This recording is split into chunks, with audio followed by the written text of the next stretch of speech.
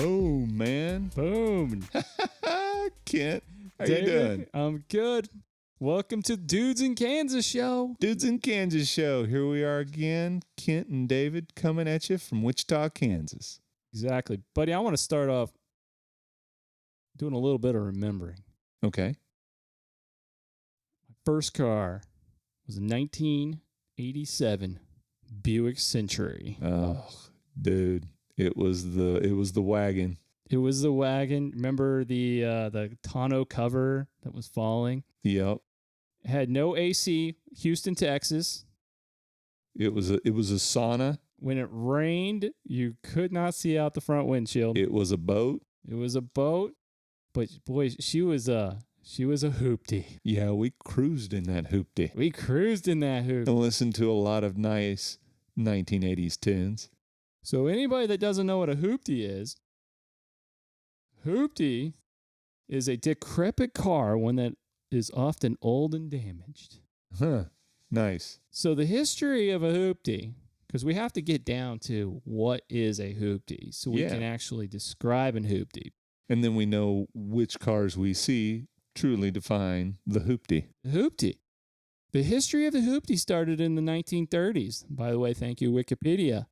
Particularly in the wake of the Great Depression, the market for used cars first started to grow, and decrepit cars were often the poor man's form of transportation. Cheap dealers could obtain the cars very little, make aesthetic adjustments, and sell the car for much more. Early hot rodders also purchased the decrepit cars as the basis for racers. And early stock car racing would call banger racing in the United Kingdom and jalopy racing in the United States. Cool fodder is a jalopy was an old-style class of stock car racing in America, often raced on dirt ovals. It was originally a beginner class behind midgets, but vehicles became more expensive with time. Jalopy races began in the 1930s and ended in the 1960s. The race car needed to be from around 1941. Interesting. Wow, that's really cool. Exactly. I love learning anything new all the time, and learning history is always great, and that's really cool. I didn't know any of that. I didn't know that's where the hoopty came from. So other terminology, slang, as you might want to call it, is hoopty, jalopy, shed, clunker, lemon, banger, bomb, beater, rust bucket, voodoo, wreck, bucket, death trap, disaster on wheels, rattle trap, or just the shitbox. And don't forget, piece of shit, POS. Exactly. If I'm forgetting one, please let me know. Add it in the comments down below. So, David, what do you think? Give me a standard that would be for a hoopty. Well, you did a great job describing one, but if I were to look at a modern hoopty, I would have to say, one, it's got to have some age on it. Yep. To me, any of the Geo branded cars that are still on the road, definitely define hoopty in my book, because most of them have peeling clear coat. Yep. I can't really say a whole lot. The front of my car started peeling. It's it's almost 10 years old as it is. So but that peeling clear coat, if you see duct tape holding any part of the car together, which I've seen plenty of that, if the entire interior is junk, just there's tons of trash just lying around in the car, no hubcaps. Wow, you're doing a really good job reading off this list. Any kind of rust being seen. I'm impressed. I drive on the highway to work every day, and I see me some hoopties on the way. So I'm thinking about what each one of these looks like. And cracked windshield. Oh, yeah. That's where I see a lot of duct tape is on windows on the sides of the doors, holding the window up so it doesn't fall down. I can't think of chrome. If chrome was peeling, if it's old enough that it still has any kind of chrome, it's peeling. That's where I'm at a loss. All right. So if your car meets one of these following standards, just one? Yeah, maybe. Well, all right. Let's just say 2. Okay. Okay, we'll say maybe meet 2 of the following All standards. right. You might be in a hoopty. So let's start off here. 1, the driver must enter through the passenger side. If you cannot get through the driver door, you're in a hoopty. Yeah, I don't think you need 2 on that one. You mentioned this one, a missing hubcap. Yep. Yeah, you're probably in the hoopty. Exhaust is hung by a coat hanger. Seen that. Seen that. Or there's no exhaust. Or it's dragging across the ground, making some sparks. I've seen that too. You might be in a hoopty. Yep. Backfiring. Boom. You remember Uncle Buck? The movie Uncle Buck? Yes, a great movie. Backfiring. Opening the door through an open window. Yep. Yep, you might be in a hoopty. Might be in a hoopty. And actually, you talk about Uncle Buck, the great outdoors. We need to do an episode on the great outdoors. We do. Good. I like it. Glove box will not open. Hoopty. Hoopty. Blinkers do not work. Well, that's unfair to say because people might not use their blink. So strangely enough, Mary and I were coming back from down south at her parents'. We were traveling behind a Corvette. Oh, nice. My favorite car. And the Corvette driver was not using his blinkers. He was using hand signals on the highway. What? Yeah. Was this a newer Vet? It was not a brand new Vet, but it wasn't an old. It would look like it was in excellent condition. Wow. I wasn't quite getting it. So he's out there doing like And this? he was doing the whole hand signals on the highway. I was just thinking to myself, man, how the hell are you doing that, man? Why are you doing that? I once had to use hand signals. My work truck, my older one that I drove for like 8 years. Mm-hmm.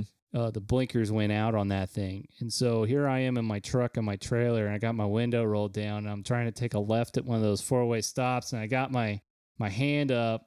And nobody knows what the hell you're doing. No, they're just looking at me like, what's that retard doing? I really truly believe this, that drivers, after they reach a certain age and when they're starting driving, they should have to, like every 2 years when you're first driving, every year, you need to go to defensive driving. You need to go and retake the test so that you remember all those important things. And then as you get older, the span gets larger, and yeah, it'd be a big pain in the butt, but then people would actually know how to drive in the state of Kansas. True. And they'll stay out of the left lane when they're trying to go on the speed limit. That's right. Number 8, you might have a hoopty if you have one foot on the brake and the other foot on the accelerator while the car is running. The accelerator to keep the engine from dying, the brake to keep it from going. That's funny as hell. Exactly. So I want to talk about famous hoopties. Okay. In movies. Yeah. I mean, these guys made the hoopty famous. And the most popular one I can think of is from National Lampoons. That was the family trucker. Yep, the shaggin' wagon. That's right. And that was the 1979 Ford LTD Country Squire station wagon. Isn't that amazing? Yeah, station wagons used to be the jam, and they really went out of favor. Except for that Country Squire. Yeah, no kidding. Poor Clark. The next one, who remembers the movie The Big Lebowski? Mm-hmm. He had a Ford Gran Torino 1973. The dude abides. The next one was a movie, a recent one in the 2000s, Ace Ventura. He drove a Chevy Monte Carlo 1972. Nice. Remember he has to hang his head out the window? Mm-hmm. The next one, the Murph-mobile, the AMC Pacer from Wayne's World. I love Wayne's World. Great movie. 1976. Oh, here we go. Mr. Uncle Buck. Uh-huh. Man, the Mercury Marquis, 1977. Famous one. Ferris Bueller's Day Off. We're all familiar with the Ferrari. Yes. But it's not. It's his buddy, Cameron Fry, when he tries to go visit his buddy. Uh-huh. he gets into a 1979 Alfa Romeo sports sedan. An Alfa Romeo. Oh, excuse me. You're right. Sorry about that. No, hey, thank you. Alfa Romeo. Wow, I didn't know that. And this one is, comes back from one of those movies that are kind of just goofy. Joe Dirt. Mm-hmm. The 1969 Dodge Charger Daytona. Wow. Yeah. You notice all those are from the 70s. I did notice those were all 1970s vehicles, So, which at the time of those movies would come out, they'd been a hoopty. So I want to talk about hoopties in the 80s. Okay. Because I love the 80s. Yep. Who doesn't love the 80s? And the 80s had some of the worst cars known to man. They were going through all those government regulations with the EPA, gas, exhaust. Yep. They were all ugly as sin for the most part. Rust buckets, too. Yep. So not much came out of there, but here's a couple of fun ones. And please, in this audience, let us know if I don't mention one, because I want to hear what car you had that was a hoopty in the 80s. Mm-hmm. How about the 1984 Chevy Citation? I love the name Citation. You got to imagine they got stopped by a lot of cops. The 1980 Yugo? Ugh, it's a terrible name. The 1981 Cadillac Fleetwood V8 864. It just doesn't sound pretty. No. David, you mentioned this one. The 89 Geo Metro. Geo Metro, oh my gosh. People still make fun of that car. Yeah. 1982 Chevrolet Cavalier. Yep. 1980 Buick Skylark. Another one. 1987 Subaru Justy. You know, every one of these is just making me think that they're recycling the box as their design element, you know? Hey, where did you go for your inspiration? Oh, I looked at a box. How'd you know? The 1980 Oldsmobile Omega. I forgot about all these cars, to be quite honest with you. I looked it up just on the internet today, and yeah, they're right. These are ugly, if you had one of these cars. Most likely it was a hoopty. Yeah, if you still have it, it's definitely a hoopty. Oh yeah, well, it's a relic hoopty if you still have it. 1984 Ford Tempo. Ugh. These are terrible cars. And the last one, thank you. I thought it was impressive how terrible they are. 1982 Cadillac Cimarron. Ugh. And their names. The names are some of the worst parts. Those were the top ones. I just went through 10 hoopties of the 80s. So if you have one of those, you most likely had a hoopty. And I'll see what I can do about pulling those images up and splashing them across the screen for the YouTube subscribers. Exactly. No, thank you, David. That would be awesome. So I want to talk about songs in the 80s. Okay. Hoopty songs? Well, or just songs with cars? Just songs with cars. Okay. Maybe the audience, someone knows of a hoopty song, then please share it. But I thought there was some cool songs that came out of the 80s. Like one by the Cars, Drive, which was 1984. Hey, the name says it all, the Cars. Dude, I'm going to buy a Vet one day and I'm going to jam to this song. Prince, Little Red Corvette. Yup. 1982. I sing this one all the time. I know you too, David. I Can't Drive 55. No, I can't. Who do you think that was sung by? Sounds like Van Halen. Close. Sammy Hagar. Sammy Hagar. Sung with for the Van Halen. That's right. Yeah, 1984. Fast Cars by Tracy Chapman. 1988. Ronnie and the Daytonas, Little GTO, 1986. I got to say on that Sammy Hagar song, if my Uncle Gary were to happen to hear this podcast or watch it, he'd be like, you should know this song. He quotes that I Can't Drive 55 all the time. It's a great song. So. I'm telling you. Paul Simon, Cars Are Cars, 1987. And David, this one will be your personal favorite. I'm gonna name it, and I'm gonna give you the title, and you tell me who sung it. In Love with My Car. In Love with My Car. It's Queen from A Night at the Opera, 1975. So we're stepping back into the 70s. Little splashback for Queen.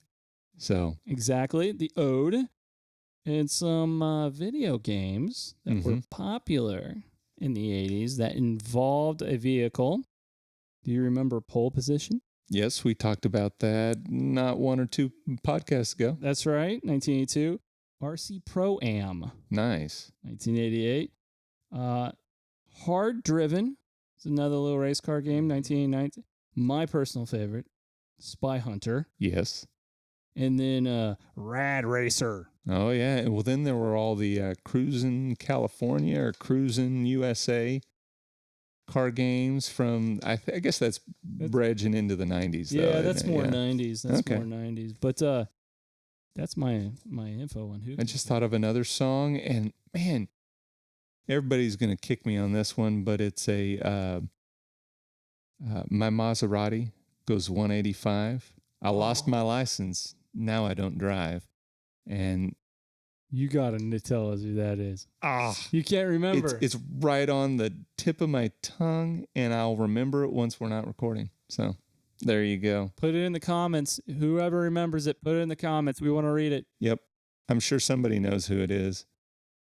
It's just right there. Driving me crazy. You remember back in high school, you had a Jeep. I did. 1988 Jeep Cherokee. Right. Now, I wouldn't clear that a Hooptie by any means. But that was a cool first car you had. It was I have to state I was very blessed. When my parents moved from Wichita to Greeley, Colorado, we drove in a Lynx. I think it was a Buick Lynx. It was this tiny little POS. It was a Hooptie. The engine block was cracked. The heater didn't work. Wow. And we were driving through a blizzard. And I can remember being frozen in the back seat of the car as we drove to Greeley. Somewhere after they got there, it was winter time. They went out and bought that 1988 Jeep Cherokee. It was gray. I loved that vehicle. Had two-tone seats on the inside, cloth seats. I think it was like a maroon and a black or a gray color on the inside. I loved it. Now, I drove it in, it was 2000, 99, 2000 when it went out, but I drove it from time I turned 16 to then, so it was a great car. I remember you had to replace, what was those little seals in the engine? We did it in auto shop together. Oh, they're the freeze plugs on the side of the engine. It has that straight six engine, 4-liter straight six engine, and the freeze plugs rusted through, and all my antifreeze went all over the Kingwood High School parking lot. Thank you, Mr. Chadwick. You were one of the best teachers I've ever had. He was a cool teacher. No kidding with that. Yeah, you're a great teacher. With that being said, we shared our first cars. I want to know, what was your first car? Yeah, please share it below. Was it a Hooptie? Was it a nice car? It doesn't matter. It got you around, and you remember it. Exactly. Yeah. David, I see that you've brought us some really cool examples here. We've been talking about content for future podcasts. Yes, we have. I got a little from the past and a little from the future. We both play instruments. That's right. We both love to learn things like that. So I sing.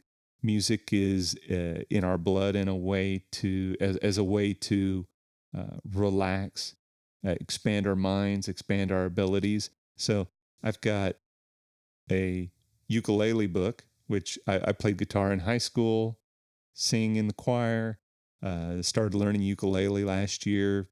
A long story, we'll get into it in that episode.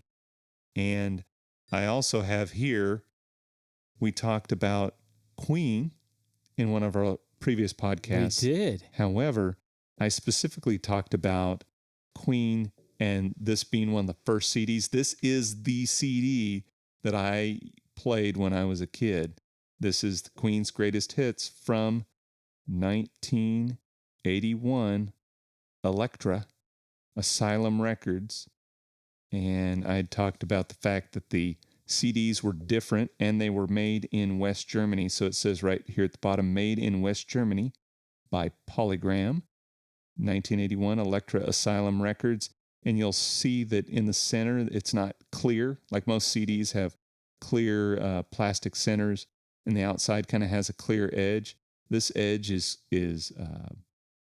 kind of chamfered on the end, smoothed out. And so we talked about it. I wanted to show it. I'll take a picture and so that you can see an enlargement of it.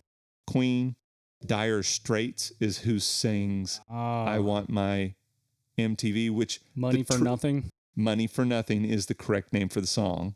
Dire Straits, Brothers in Arms album. And here is the Hear the Light Volume 2. You can see Not for Sale. For review and promotion purposes only. Sale prohibited by law.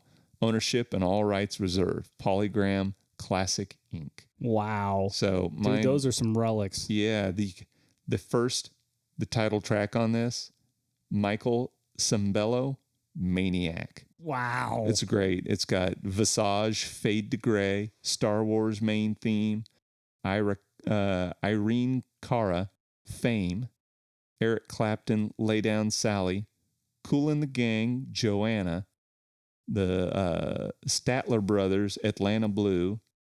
Let's see here.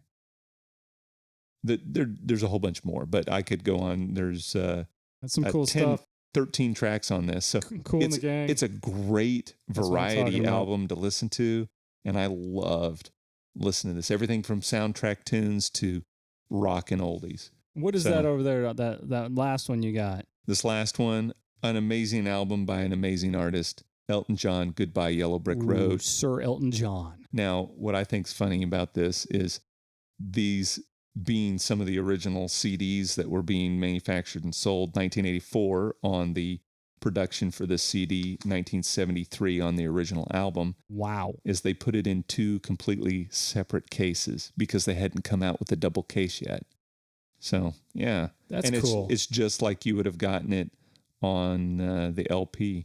Of course, I think it was a 2 LP or even or multi-LP record at the time of release, too. Dude, that's some cool relics, man. I'm impressed. Thank you for bringing that. Wanted to connect a little to our future and a little to the past. So there you go, man. Fantastic. David, let's end this bad boy. Absolutely. Thank you for listening to the Dudes in Kansas show. We're on YouTube. We're on Podbean. We're on iTunes Podcast. We're on Google Play Podcast. You can find us in all those locations. Subscribe. Give us some comments. Help us improve. Be positive. We hope that we brought some entertainment, some laughter, and some knowledge to your week. And I don't know what else to say than that. Then just have a wonderful week, and I hope to see you next week. Definitely. See you then. See ya. Thank you, See you, David. Kent.